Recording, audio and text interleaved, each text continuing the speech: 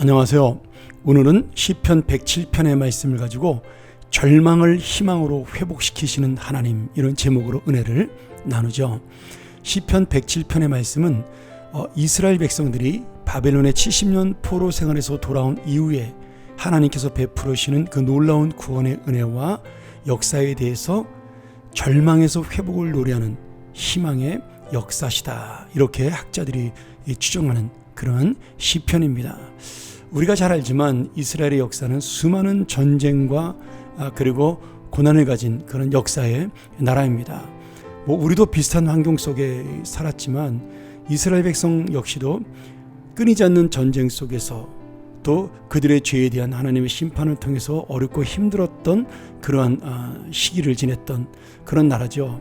특별히 가장 힘들었던 역사적인 시기는 나라가 완전히 망하고 모든 백성이 포로로 잡혀갔던 바벨론 70년 유수, 그런 바벨론 포로의 역사라고 볼 수가 있겠습니다.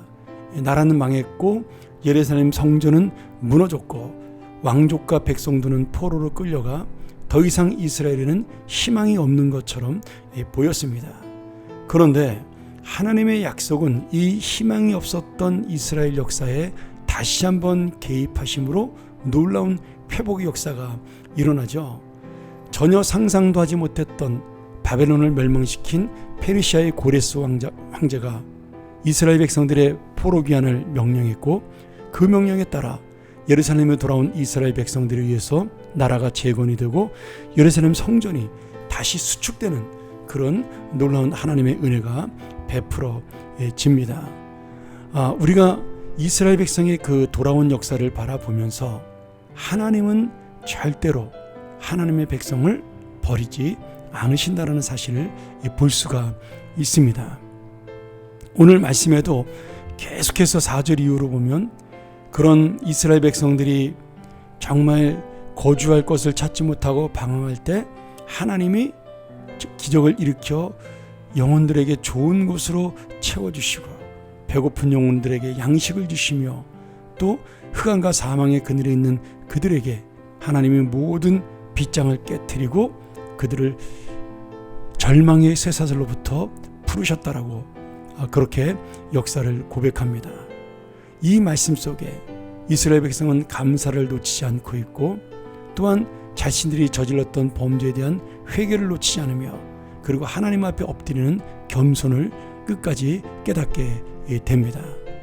그리하여 이들은 이 놀라운 은혜를 알고 사는 자, 바로 하나님의 그 역사와 섭리를 깨닫고 사는 자, 그런 자들을 마지막 43절에 뭐라고 불러요? 지혜 있는 자들이다. 이렇게 하나님이 우리를 도우신 것을 끝까지 알고 살아가는 자들은 하나님의 인자와 자비를 깨닫고 지혜롭게 살아간다라고 고백합니다.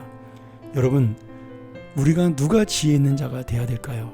바로 내가 지혜 있는 자가 되어야 합니다. 오늘 이 하나님의 은혜를 깨닫고 지혜로운 자가 되기를, 우리를 절망 가운데 회복시켜주는, 흑암 가운데 빛으로 인도하시는 그 놀라운 하나님을 만나고 깨닫는 지혜로운 자가 되기를 주의 이름으로 축원합니다. 함께 기도하죠.